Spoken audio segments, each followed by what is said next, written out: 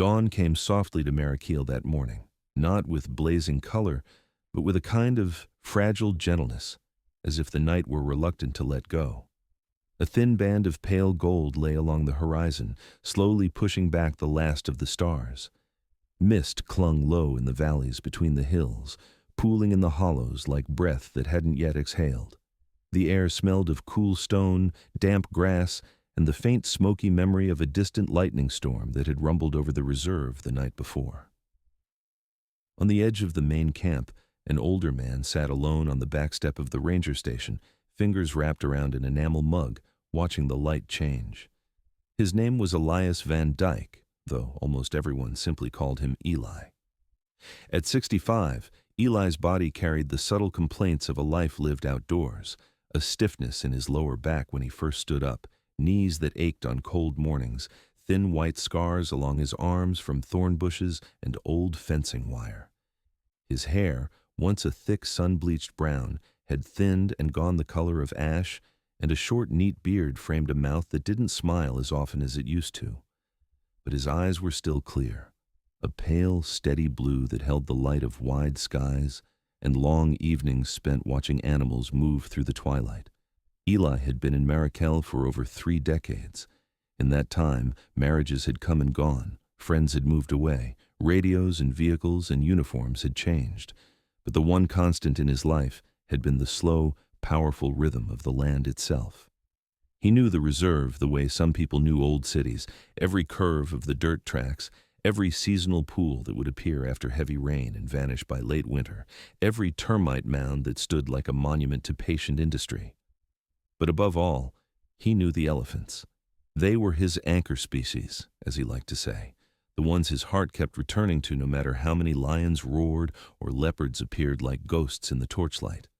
He had spent years watching matriarchs lead their families along invisible paths handed down through generations, watching calves learn to use their trunks like clumsy hands, watching old bulls stand under thorn trees in the heat of the day, swaying lightly, lost in some deep, ancient thought.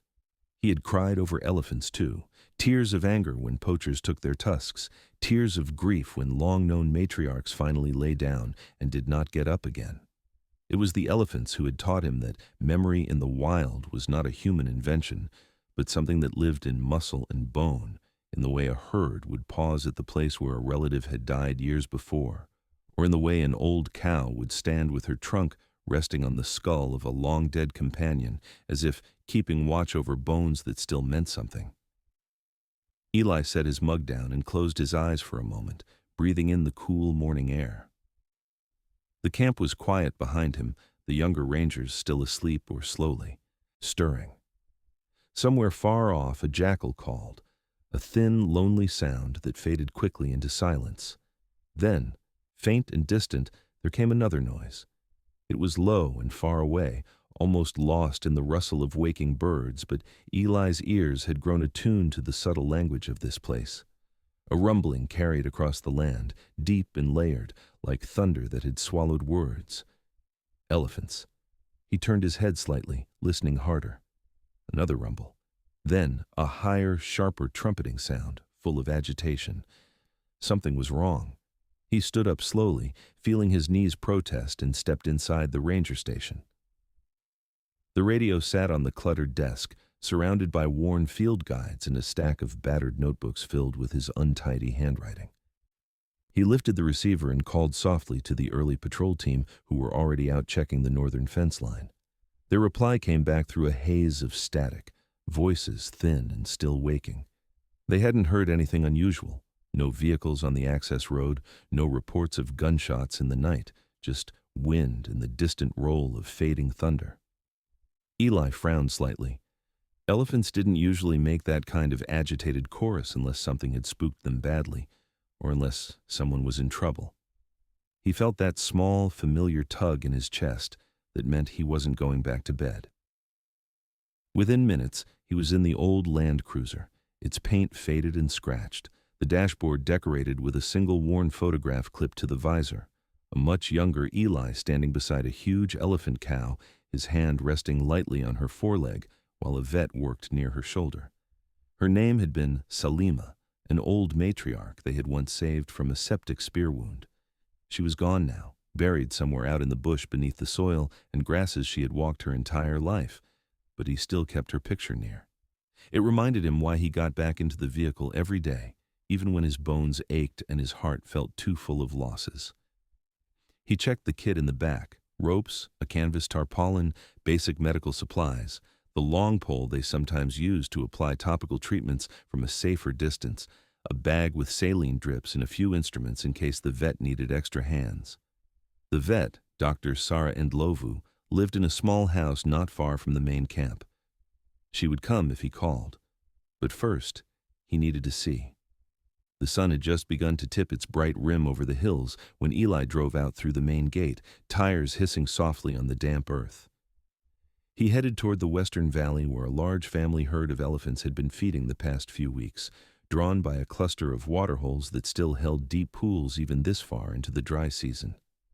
The rumbling sounds grew clearer the closer he got, not the contented low vibrations of a feeding herd, but short, tense bursts layered with sharp, piercing trumpets that made the hair stand up on the back of his neck.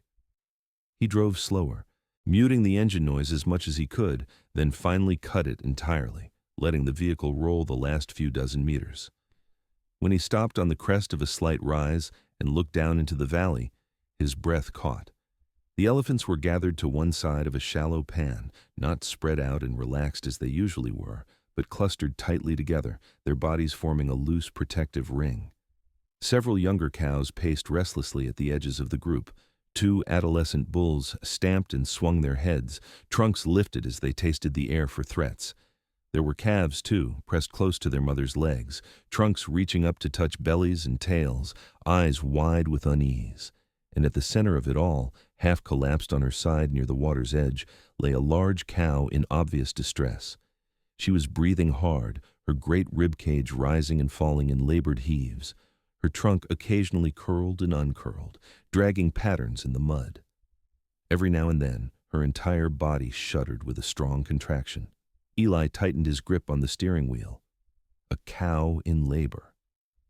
Out here in the open, not withdrawn to a quiet thicket or sheltered grove as they usually did for births, it meant something wasn't right. He lifted his binoculars and focused on her hindquarters. The sight made his stomach knot. There was blood, more than he liked to see, and something else. A swelling and a torn patch along one hind leg, badly scraped and skirted with a dark, sticky sheen that glistened in the early light. She'd been hurt, possibly in a fall, possibly by panicking and colliding with a termite mound or a sharp rock when the contractions had taken her by surprise near the water's edge. The worst possibility flickered in the back of his mind, a poacher's snare that had weakened her leg before labor even began. When he adjusted the focus, he saw the skin around the leg was slightly indented, like old constriction marks. His jaw tightened. He recognized the cow. She was part of the Salima line, he was almost sure of it. Not one of the oldest matriarchs, but a solid, reliable family member who had been in the herd for years. He had seen her only last month, standing on a slope at sunset, silhouetted against the sky with a bulky, telltale roundness to her belly that made him smile. She had raised one calf already, a mischievous young female who liked to sneak up on the bird hide and deliberately rustle the reeds to startle resting herons. The thought of that playful little elephant standing without her mother made his chest ache. He reached for the radio. "Base, this is Eli," he said quietly. "I've located the herd. One adult cow in visible distress appears to be in labor with complications, possible old snare damage. I need Sarah out here with the full kit, and I might need an extra vehicle to block the access road if they get agitated." The reply came quickly. "Copy, Eli. Is it the western herd?" "Yes," he said. "I think it's Thandi, the one with the notch in her right ear." There was a pause. The voice on the other end dropped a little, softening. They knew that cow, too. "We'll get Sarah," came the reply. "Give us 20 minutes. 20 minutes. Eli lowered the radio and stared down at the valley. 20 minutes wasn't all that long in normal human terms, but in the world of a struggling animal, it could be the time in which everything tipped, toward life or toward loss. The herd was already on edge. As he watched, one of the younger cows lifted her head and caught sight of the vehicle on the rise. She froze for a second, then flared her ears wide and trumpeted a warning. Several heads turned, trunks lifted. Eli felt the familiar prickle of adrenaline. He could start the engine, back away slowly, wait until the vet arrived and they could approach together. That would be the safe, sensible choice. But as he looked again at Thandi lying on her side by the water, her body racked by contractions that didn't seem to be bringing the calf any closer to the world, he knew with a quiet certainty that he couldn't simply sit there. The knowledge came not as a dramatic flare of courage, but as a tired, steady understanding. I have been here too long to watch from the hill. He stepped out of the vehicle. Every instinct screamed at him to stay behind metal, but he had learned that instinct and wisdom were not always the same thing. He kept his movements slow, deliberate, almost ceremonial. He made himself small, shoulders relaxed, arms hanging loosely at his sides. He did not walk straight toward the herd, but curved his path, angling toward the edge where the closest elephant watched him with wide, flaring eyes. She trumpeted again, shorter this time, more questioning than angry. Eli stopped about 40 meters away and simply stood. The herd fidgeted. One of the adolescents took a few stomping steps in his direction, head held high, ears wide, in a show of bluff bravado. Eli did not move. He let them get used to the shape of him there, a solitary human on the rim of their crisis. He knew these elephants. They knew him. Over the years, he had been a stationary figure at the edge of waterholes, at the turn of dusty roads, at the fence lines where the outside world pressed in. He had never chased them, never shouted, never thrown stones. He had, more times than he could count, turned his vehicle so that a nervous matriarch could lead her family past him with plenty of space. He had once slept in his truck for 2 straight nights at the edge of a road when a young bull insisted on standing in the middle of it, dazed and half-hearted after losing a fight. He had waited until the bull decided, in his own time, to move. Animals remembered these things, not in the way humans remembered dates and names, but in something deeper, something almost like a stored feeling. Now, as he stood at the edge of the valley, those accumulated years weighed in his favor. One of the older cows, he recognized the curve of her spine, the slightly crooked tusk, took a step toward him. She rumbled, a deep vibration that he felt more in his chest than in his ears. The others stilled, listening. Then, slowly, she turned her head back toward Thandi. Her trunk stretched out in the direction of the struggling cow, then swung once more toward Eli. It felt, impossibly, like a gesture.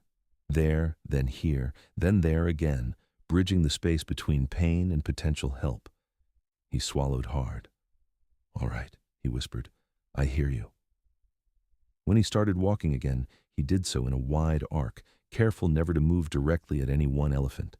The herd shifted around him, bodies tightening, creating a living corridor he hadn't dared hope for. They did not open it fully. They kept their calves behind legs, their flanks turned partly toward him in a clear message that said, "We are watching you." But they allowed him to come closer to the heart of their circle. By the time he reached Thandi, he was shaking. Some of it was fear, some of it was age. Most of it, he realized, was the sheer, overwhelming proximity of so many lives focused on one moment. Thandi lay half on her side, half on her chest, front legs folded awkwardly beneath her. She was enormous, even in suffering, her massive body glistening with sweat and dust and streaks of mud. Her eyes rolled toward him as he approached, dark and wet, the long lashes clumped with moisture. Her trunk lifted weakly, hovered in the air, then fell back with a tired sigh. "Hey, old girl," Eli murmured, his voice barely more than breath. "It's me. It's Eli." He didn't know why he always introduced himself like that to the animals when he approached. They didn't understand the syllables, but they understood tone. They understood intention. He circled carefully toward her rear, keeping one eye on the nearest cows, who watched him with a rigid attention that made his skin prickle. Up close, the situation was even more stark. The calf was partially presented, a bulge, and a dark, glistening shape visible where life should have been sliding out in a rush of fluid and motion. Instead, it seemed stalled, stuck part way, Thandi's muscles pushing and pushing against an obstacle that would not yield. The skin along her flank was scored with fresh scrapes, as if she had gone down hard against rocks or a broken log. When he touched one of the shallow gouges near her shoulder, she flinched and rumbled, a sound that vibrated through his hand. He pulled back, guilt slicing through him just for adding another sensation to an already overwhelming storm of pain. He needed Sarah. He needed proper hands and drugs and tools. But the nearest help was still minutes away, and Eli could see, with the kind of terrible clarity that age and experience brought, that Thandi's strength was draining fast. He stepped back and raised his radio, keeping his voice level. "Sarah, it's Eli. I'm with the herd. I've made it into the circle. The cow is in serious distress. Calf is partially stuck. I'm going to need your hands in here as soon as you arrive, and bring the oxytocin and the longer gloves. We might have to reposition." "You went inside the herd?" Sarah's voice crackled, high with shock. "Eli, are you—" There wasn't time to debate it, he cut in gently. "They let me in. For now, anyway." There was a pause. He could almost hear her forcing herself to breathe. "We're nearly at the west track," she said. 10 minutes, maybe less." "Good," he said softly. "Come straight to my coordinates." He clicked the radio off and crouched near Thandi's head, speaking to her in low, steady rhythms. "They're coming," he said. "The ones with the medicine, remember? The smell of them, the way they talk softly. We're not going to leave you to do this alone." Her eye rolled to him, glistening. For a moment, he thought he saw something like recognition there. Not of him specifically, perhaps, but of the pattern. Humans arriving when something was wrong, standing near, touching, then leaving the elephants feeling a little better, or at least no longer alone. As if in answer, she let out a long, trembling rumble that shuddered through the ground under his boots. The other elephants answered. The air hummed with it, layered vibrations weaving around him, through him, a sound that was part grief, part encouragement, part something he didn't have words for. When Sarah arrived in the white vet truck, the sight of another vehicle at the edge of the valley sent fresh tension rippling through the herd. Several cows swung their heads, ears flaring wide. Eli stood and lifted one arm, signaling the new arrival to slow, to stop well short of the circle. The truck rolled to a halt. For a moment the engine idled, then cut off. The sudden silence felt like someone holding their breath. Sarah climbed out, dark hair pulled back in a messy braid, face flushed with focus. She slung a bag of supplies over her shoulder and carried another smaller case in one hand. Her eyes met Eli's across the distance, and they shared a quick, wordless assessment. "This is bad. This is delicate. We will do our best." She approached with the same caution Eli had used, keeping her movements slow, her profile non-threatening. The elephants watched her, trunks lifted, drawing in her scent, chemical, antiseptic, sharp with adrenaline. When she reached the edge of the circle, she stopped and waited. One of the older cows moved closer, head held high. Her trunk extended toward Sarah, hovering just centimeters from the vet's chest. Eli saw Sarah's throat bob as she swallowed, but she held steady, letting the trunk sweep over her gently, feeling the moist, rough brush of sensitive skin against her shirt. After a long, searching sniff, the cow rumbled, a low sound that felt like a decision. She stepped aside, just enough. Sarah slipped through the gap and joined Eli at Thandi's side. Up close, it was all business. Her voice dropped into that calm, authoritative tone Eli had come to recognize, the one that seemed to wrap a bubble of focus around them. They talked quietly, briskly. Presentation, position, the possibility of needing to go in manually, the risk of tearing something that couldn't be repaired, the time they might have before Thandi simply had nothing left to give. They sedated the cow just enough to dull the worst edge of the pain without knocking her down completely. Elephants were dangerous even in agony, and an unconscious fall could crush the very calf they were trying to save. Sarah donned long, shoulder-length gloves and spoke softly to the big cow as she worked, her arm disappearing into the birth canal as she tried to feel what was blocking the calf. Eli held the saline drip bag as she had asked, standing near Thandi's shoulder, one hand resting lightly on the great wrinkled skin when he dared. Thandi's breath gusted over him in hot, damp bursts. The herd gathered closer, their bodies forming an even tighter ring now. Eli could feel their presence at his back, a living wall. He didn't dare look behind him. He simply trusted that they would hold the line without crushing him for standing within it. Time stretched and compressed all at once. Sarah's face grew slick with sweat, her brow furrowed in concentration as she muttered observations. One leg slightly turned, the head a fraction of a turn too high, the need to rotate just enough to let everything align the way it was meant to. She guided, pressed, turned, coaxed a body that could not understand instructions, but whose muscles listened anyway. Thandi shuddered, trembled, pushed. Together, vet, ranger, and mother, they wrestled with the ancient dance of birth, trying to nudge it back on track. When the calf finally slid free, it happened in a rush that felt both sudden and impossibly delayed. One moment, there was only straining, sweat, blood, and gritted teeth. The next, a slick, heavy shape dropped to the muddy ground with a wet thud. The air seemed to freeze. For a heartbeat, no one moved. The calf lay still, sides barely moving. Its trunk was limp, its legs folded awkwardly under its body. It looked small against the massive bulk of its mother, but in human terms it was enormous, already bigger than any creature Eli had ever lifted in his arms. Sarah was the first to move. She dropped to her knees, hands flying, clearing fluid from the newborn's trunk and mouth. "Come on," she murmured, rubbing briskly along the calf's ribs, stimulating its lungs. "Come on, little one. You're not allowed to give up, not after all that." Thandi let out a sound then, a deep, wrenching bellow that made Eli's bones vibrate. It wasn't the trumpeting of panic, but something rawer, older, the voice of every mother who has ever hung for a moment between hope and a loss too big to name. The herd answered instantly. The valley shook with rumbles. Elephants pressed closer still, trunks reaching out, the air around them trembling with their shared urgency. Eli could feel tears standing in his eyes before he even realized he was crying. He blinked them away, focusing on the calf. "Come on," he thought fiercely. "You made it this far. Don't stop now." For a horrible, stretching moment, nothing changed. Then, with a shuddering gasp, the calf's chest expanded in a deeper breath. Its tiny, unopened eyes squeezed tighter. Its trunk twitched. Another breath, then another.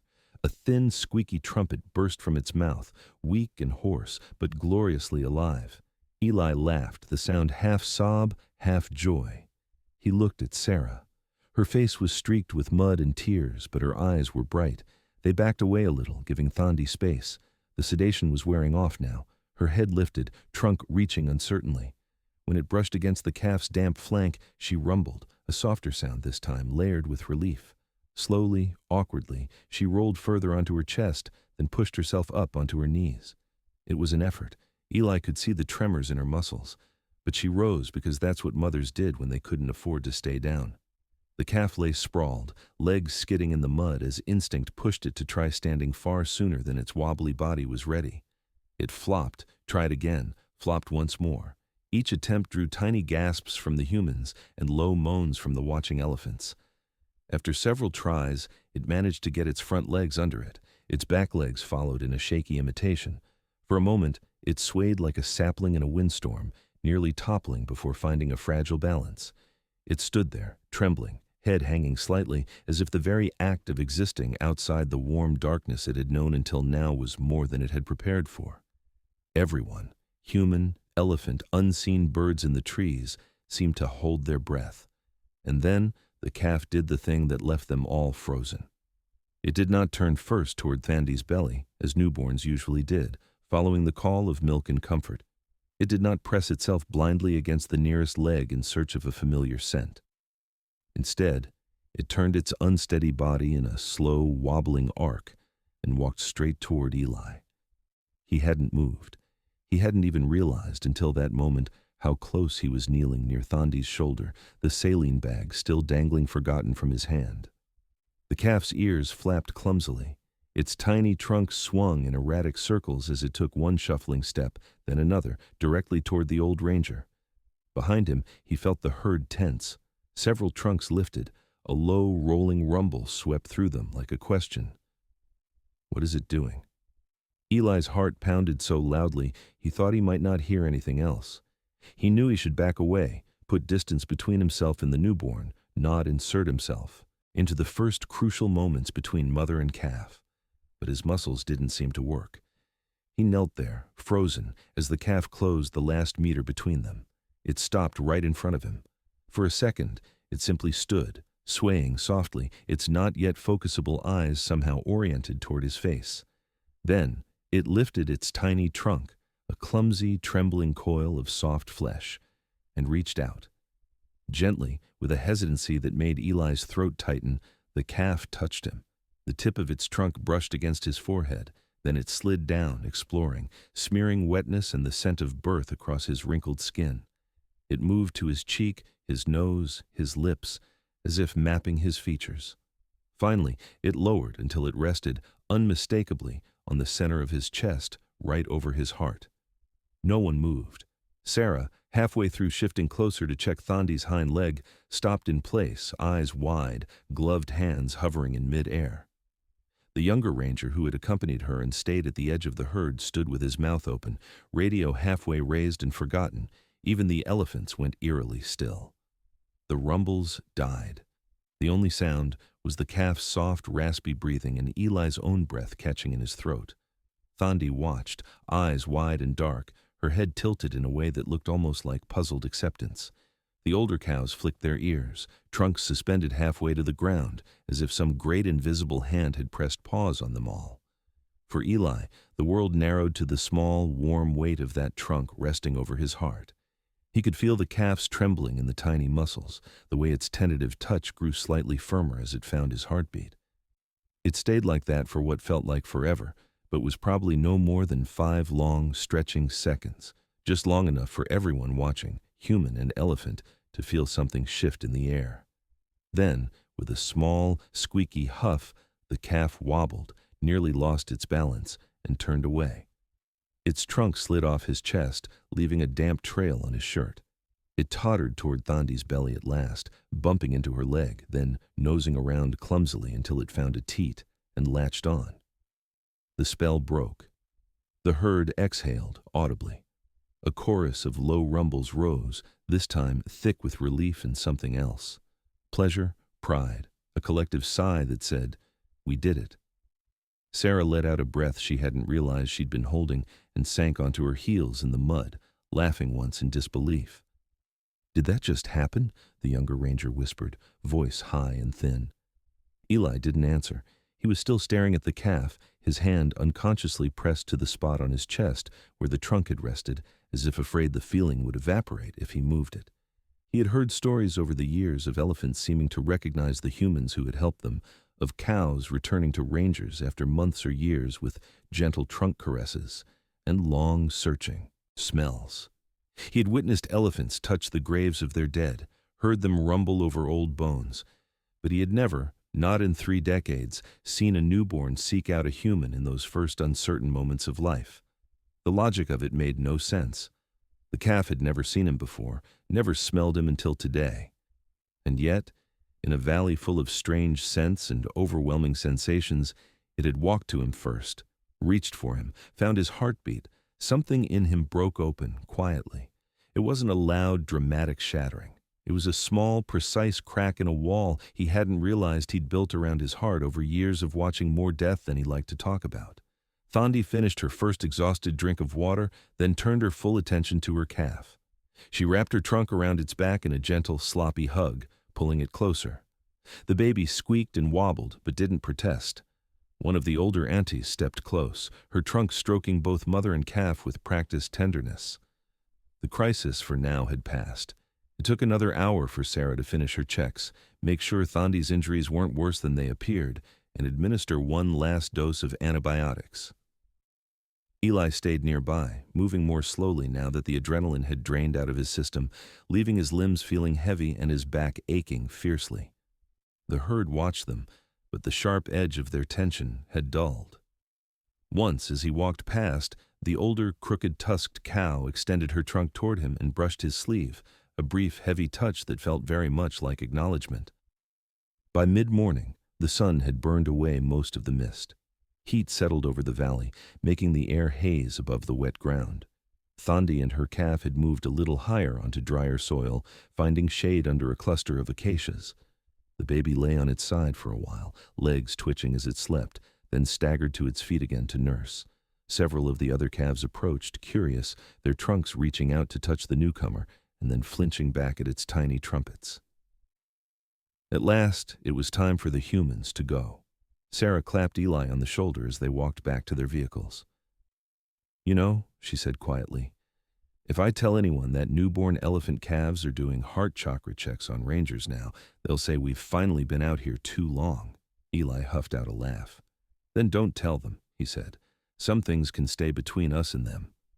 She hesitated. "Are you all right?" He looked at her, really looked, and saw the same exhaustion and wonder he felt reflected in her eyes. He nodded slowly. "I think so," he said. "Just a little rearranged."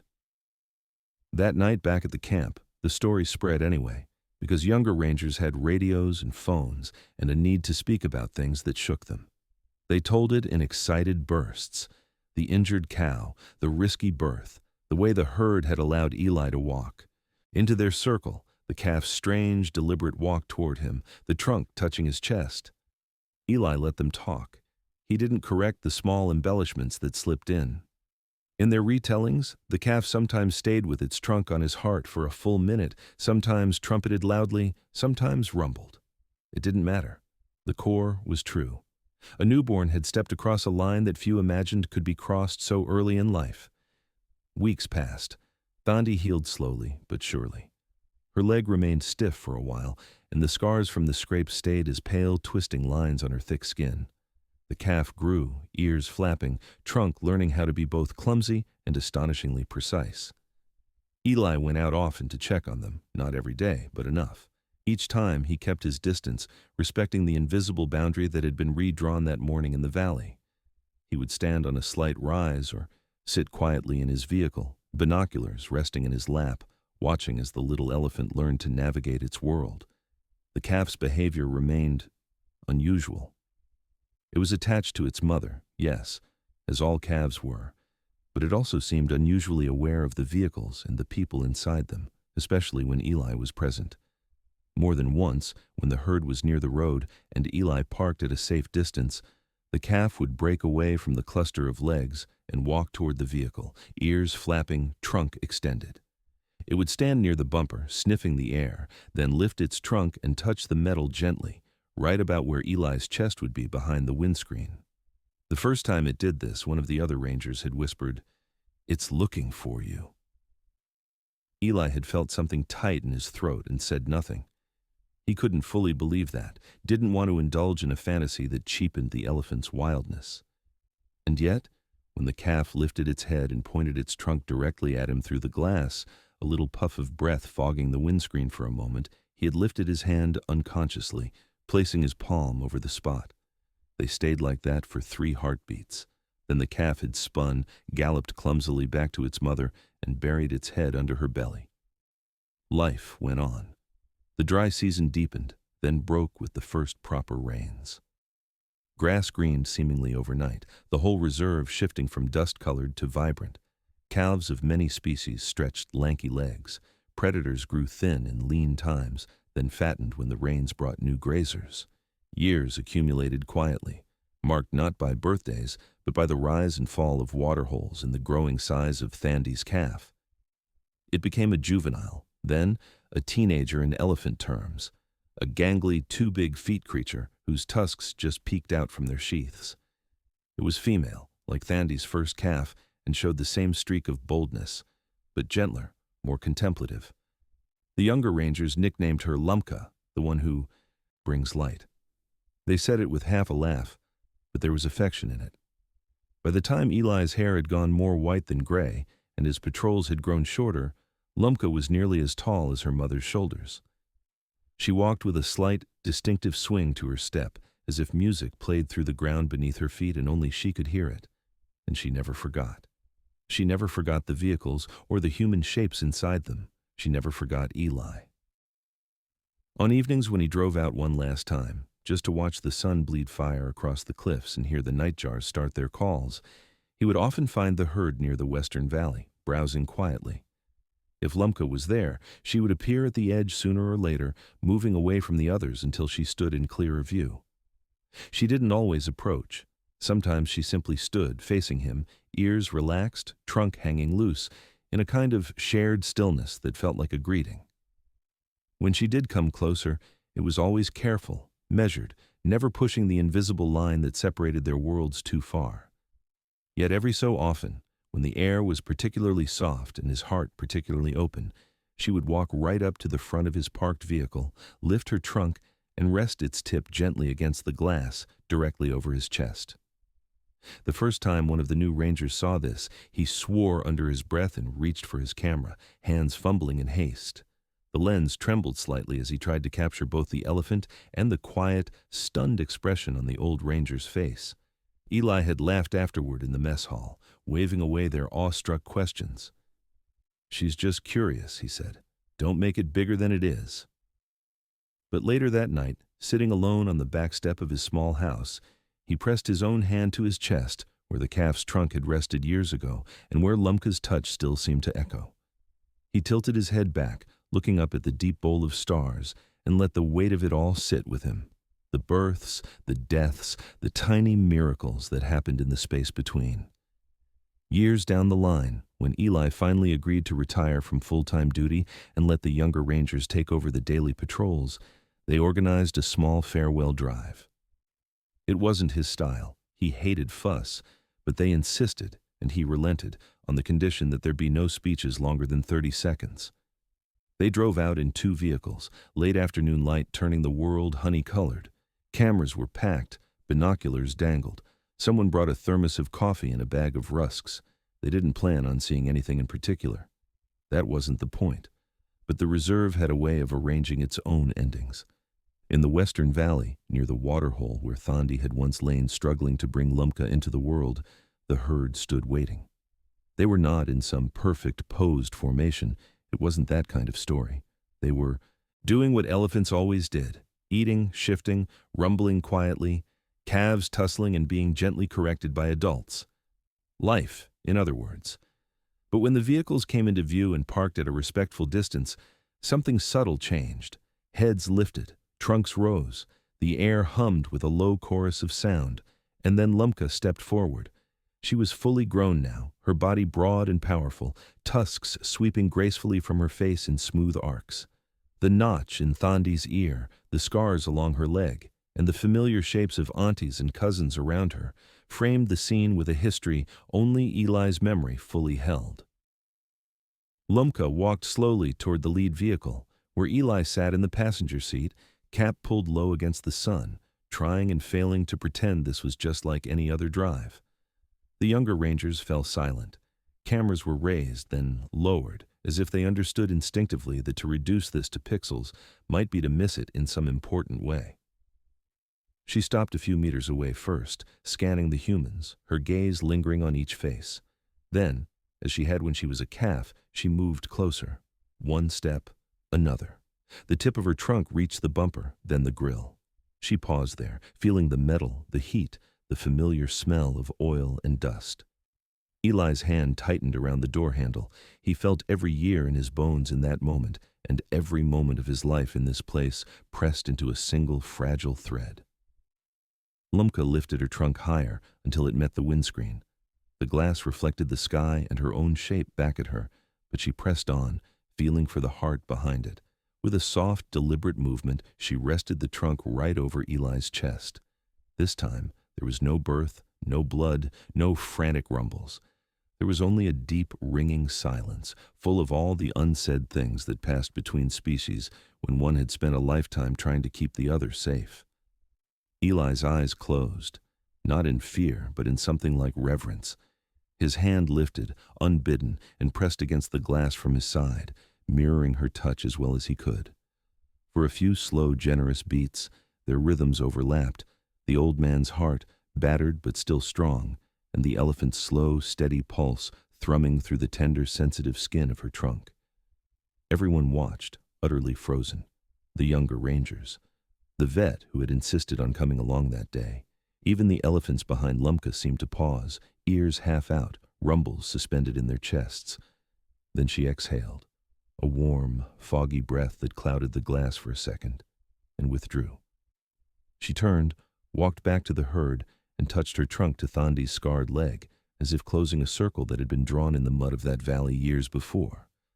Later, back in camp, people would argue about what it meant. Some said it was just learned behavior. that Lumka associated the vehicle with strange, long-ago sensations of birth and the presence of humans who had been there at the moment she entered the world. Others said elephants were simply curious and that she would have touched any vehicle that day. But those who had been present, who had heard the particular kind of silence that fell over everything when that trunk met that glass, who had seen the light in Eli's eyes and the relaxed stillness in Lumka's, didn't bother arguing. For them, it was simpler than science and more complex than superstition. It was one of those rare moments when the line between us and them blurred and something like recognition stepped quietly into the space between. Eli never claimed anything grand. When people asked him about that day, about the birth, about the newborn calf who had walked toward him before it had walked toward the world, he would shrug and say, "Maybe she was just following a smell. Maybe my heartbeat was the loudest thing in the room." But sometimes, in the evenings, when he sat alone with his mug of tea and listened to the distant rumble of elephants drifting through the dark, he would press his palm lightly against his chest in the spot where he still remembered the weight of that first small trunk. And he would think of Thandi's eyes in the valley, of the herd circle around them, of a newborn who had chosen to touch a human heart at the very beginning of her life, and a grown elephant who had done it again at what felt like the closing of his. Out in the reserve, where the land rolled on and the cycles of life and death continued with their indifferent grace, Lumka moved with her family, crossing rivers, standing in the shade of cliffs, bathing in red dust at sunset. She would raise calves of her own someday, and they would learn the paths their mothers' mothers had walked. Perhaps when they passed through a certain valley with a shallow pan and a cluster of acacias on the slope, she would pause for a moment, trunk lifted, as if remembering something that had happened there long ago. And maybe, just maybe, in that pause, there would be the faintest echo of a heartbeat that was not her own, and of a quiet, aging ranger who had once knelt in the mud of that same valley, holding his breath as life and death argued over a calf that chose, at the very first chance it had, to reach back and touch him.